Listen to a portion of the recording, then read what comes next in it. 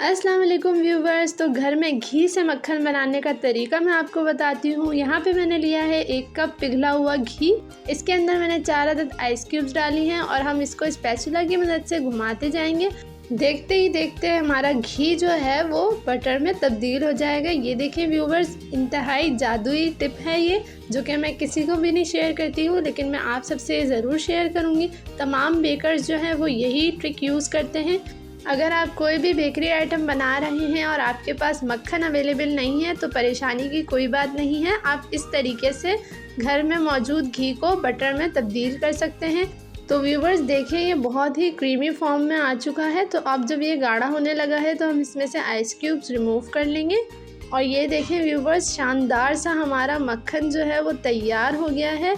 I hope आपको ये trick ज़रूर पसंद आई होगी। तो मेरे चैनल यम यम फूड स्पॉट को ज़रूर सब्सक्राइब करें। अल्लाह हाफिज़।